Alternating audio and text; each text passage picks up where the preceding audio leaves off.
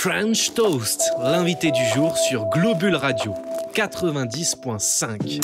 French Toast. La matinale pour ne pas griller ta journée. On reçoit tout de suite Jean-Luc Jaffrézo et Gaël Usu, chercheurs auprès de l'Institut des géosciences de l'environnement. Vous interveniez hier pour une conférence portant sur le sujet des particules ultra-fines, donc de la pollution de l'air, sujet important pour la vallée de l'Arve et pour la vallée de Chamonix. Bonjour, est-ce que vous m'entendez bien ? Oui, parfait. Oui, bonjour. Parfait. J'aimerais revenir d'abord avec vous sur le sujet de cette conférence, qui est donc les particules ultra-fines.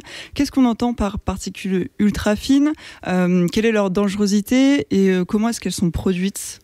Alors, en fait, dans l'air atmosphérique, on a tout un tas de particules qui ont des tailles extrêmement différentes, depuis des choses qui sont de l'ordre du nanomètre, c'est-à-dire des particules vraiment très fines jusqu'à ce qu'on connaît un peu mieux, les particules vers quelques dizaines de micromètres. La réglementation actuelle, en fait, tient compte de toutes les particules qui sont inférieures à 10 micromètres en diamètre, ou alors en PM2,5, les particules inférieures à 2,5 micromètres. Quand on parle des particules ultra-fines, on parle des particules les plus faibles en diamètre, dans la gamme de taille aux alentours de 10 nanomètres jusqu'à une centaine de nanomètres. Ce sont vraiment des particules un peu spéciales qui sont produites à la fois par tout un tas de combustion, mais aussi par l'agglomération de certaines molécules gazeuses qui sont émises là aussi, soit par la végétation, il y a des particules ultra-fines naturelles, ou alors par des émissions de combustion aussi, ou même des émissions à haute température. J'y reviendrai peut-être plus tard. Donc voilà, donc les particules ultra-fines, ce sont une des classes des particules atmosphériques et celles qui concernent les tailles les plus faibles. Il faut voir aussi que ce sont les particules qui sont les plus nombreuses. En moyenne, dans un air urbain d'une zone comme Grenoble, par exemple, on est de l'ordre de 10 000 à 15 000 particules par centimètre cube pour ces particules ultra-fines. Et vous mentionnez justement comment elles sont produites. Et il me semble qu'hier, vous montriez une sorte de schéma sur justement le fait qu'en été et en hiver, on relève que c'est pas la même source d'où émanent ces particules, notamment sur parfois ça va être le trafic, parfois c'est justement la combustion. Est-ce que vous pouvez un peu détailler là-dessus ? Tout à fait. Comme je l'ai dit, il y a différentes sources de combustion, différentes sources d'émissions dans l'atmosphère qui vont produire ce genre de particules. Donc leur présence ou pas à différentes saisons va dépendre de quelles sont les sources prépondérantes qu'on peut qui sont mises en jeu, soit en été, soit en hiver. On n'a pas les mêmes sources. On sait bien que, par exemple, dans les vallées alpines, en hiver, la combustion de la biomasse est extrêmement importante. Et cette combustion de la biomasse va produire des particules ultra-fines. En été, par contre, une des sources importantes de gaz et de particules, ce sont les sources naturelles émises par la végétation.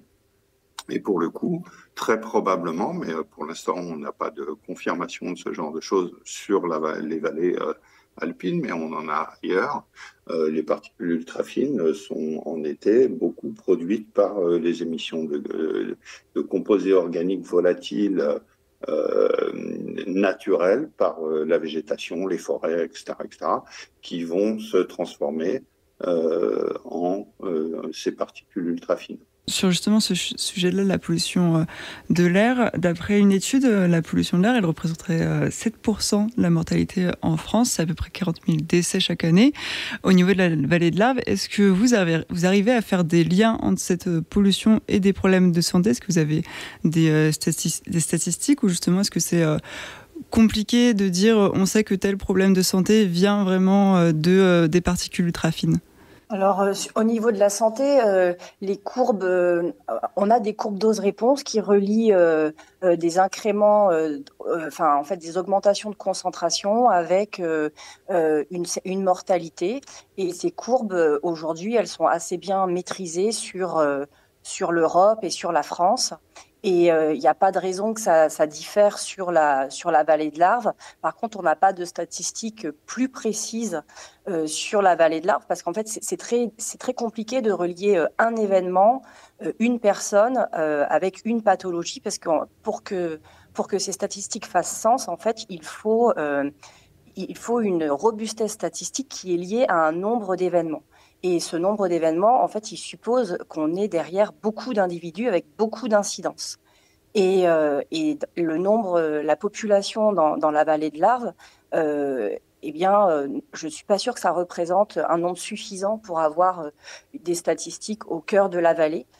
Par contre, pris dans un ensemble, voilà, si on parle de 4% de la population, on peut aussi transposer ces chiffres dans la vallée. Et justement, j'aimerais revenir un peu avec vous sur les réactions des habitants. Donc, ça se déroulait hier à Passy, parce qu'il y a eu plusieurs questions, notamment sur des inquiétudes liées au pic de pollution. On en a traversé déjà plusieurs là cet hiver 2025. Comment est-ce que a été un peu reçue la conférence, et surtout, vous, c'est quelle question du public qui vous a marqué ? Je voulais d'abord revenir sur quelque chose, c'est qu'en fait cette conférence, elle a été enregistrée, elle va être disponible en fait, donc vos auditeurs pourront retourner la visionner s'ils n'ont pas eu l'occasion d'y assister ou en direct ou sur le web hier. Donc la conférence sera disponible très bientôt. Il faudra voir les liens via l'Institut éco-citoyen qui organisait l'événement. Ensuite de quoi, je voulais répondre aussi sur le fait que une partie de la conférence avait donné lieu en fait au rappel de toutes les études qui avaient pu être faites dans la vallée de l'Arve depuis une vingtaine d'années maintenant, puisque j'avais dirigé à l'époque un assez gros programme lors de l'incendie du tunnel du Mont Blanc pour commencer à regarder quels étaient les impacts de la pollution et les impacts des différentes sources. C'était une des premières fois où on mettait en évidence d'ailleurs l'importance du chauffage au bois dans ce genre de vallée encaissée aussi bien dans les Alpes qu'ailleurs. Ce que je voulais dire par là, c'est que une partie de la conférence a été dédiée à des rappels, pas des découvertes, mais des résultats importants qu'on a pu obtenir au cours de ces années. Et je voulais reciter ici deux choses extrêmement importantes. La première, c'est qu'il n'y a pas de problème de pollution atmosphérique pendant les périodes estivales. Les problèmes de pollution atmosphérique, comme chacun le sait dans les vallées et le ressent dans les vallées, sont essentiellement liés aux aspects d'inversion de température en période hivernale. C'est les inversions de température qui génèrent en fait des concentrations importantes au sol à cause de la non-dispersion en fait de toutes les sources qui peuvent être au niveau du front de vallée, aussi bien le trafic, mais surtout la combustion de la biomasse. Et ça, c'est le deuxième point important. L'ensemble des études que nous avons pu faire depuis très longtemps maintenant montrent que la fraction la plus importante des particules atmosphériques, et ça commence à être démontré maintenant, tel que j'ai pu le montrer hier, ça commence à être démontré pour les particules ultrafines. La très grande majorité des particules est liée au chauffage au bois qui contient des espèces chimiques qui sont relativement néfastes pour la santé. C'est très connu, par exemple, pour le benzoapyrène, qui est un produit qui est émis par des combustions incomplètes et qui est réglementé en fait par les aspects européens. Donc, pour revenir à votre question, les questions qui ont pu avoir lieu hier, être posées hier, avaient bien sûr aux préoccupations locales. Quelles sont les sources qu'on trouve dans les vallées, mais là j'ai déjà répondu. Quelles sont les situations, est-ce que certains émetteurs sont importants, etc.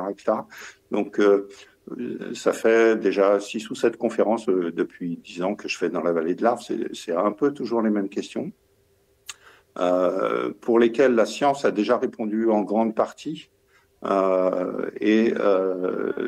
J'ai trouvé un peu dommage, et j'ai exprimé ça hier, qu'en définitive, les résultats scientifiques qu'on a pu obtenir n'arrivent pas à diffuser suffisamment dans la population. Et je pense que l'Institut éco-citoyen devra jouer un rôle dans le maintien de cette parole scientifique. C'est un peu son rôle pour diffuser les découvertes ou les résultats que ces différentes études ont pu obtenir. Et justement, vous mentionnez l'aspect de ces mesures. Est-ce que vous pouvez un peu nous expliquer comment elles sont réalisées? Parce que donc on a, je me suis trompée quand je vous ai dit capteur. C'est pas un capteur qui a été installé à Passy. Est-ce que vous pouvez justement revenir sur ce nouveau dispositif d'analyse? Initialement, cette conférence avait été programmée effectivement parce que il y avait l'arrivée à la station de Passy-Chelles en fond de vallée, donc l'arrivée de la mise en place d'un nouvel appareillage qui permettait de mesurer le nombre de ces particules ultra fines par le réseau de surveillance de la qualité de l'air Atmo Auvergne-Rhône-Alpes, dans le cadre en fait de l'établissement d'un réseau de ces instruments sur la France par le ministère de l'Environnement, dans le cadre de la préfiguration de l'introduction de cette mesure des particules ultra-fines dans la réglementation européenne. Ce genre d'instrument est bien sûr pas totalement novateur, bien qu'il n'y en ait pas un nombre extrêmement important en France.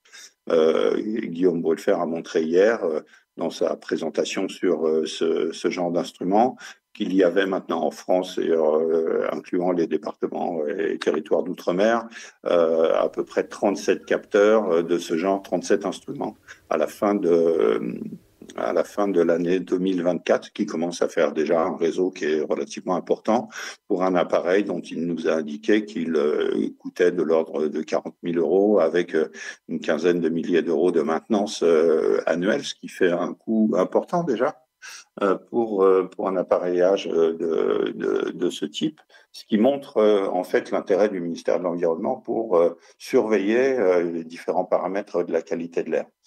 Alors, expliquer le fonctionnement de cet appareil, c'est un peu compliqué, surtout sans avoir l'appui de schémas. Disons que l'appareil va aspirer l'ensemble des particules qui se trouvent dans l'air ambiant, avec un débit relativement faible. Il va faire grossir en fait les particules les plus fines, de telle façon à pouvoir ensuite les compter avec un compteur optique de type diode laser. Voilà, et ensuite faire tout un tas de traitements électroniques du signal, mais bon, c'est un peu technique et il y a de la documentation pour les personnes, ceux de vos auditeurs qui seraient intéressés. Je pense qu'il y a de la documentation qui est trouvable sur le site d'Atmo Auvergne-Rhône-Alpes et aussi, bien sûr, dans le cadre de la conférence, on a été discuté un petit peu. Je vous remercie de nous avoir accordé un petit peu de temps ce matin. Donc, on le rappelle que cette conférence, elle sera consultable sur le site de l'Institut éco-citoyen du Pays du Mont-Blanc. Merci beaucoup Jean-Luc Jaffrézo et Gaël Usu d'avoir été avec nous. Merci à vous. Merci. Bonne journée. Au revoir. Globule Radio 90.5 FM.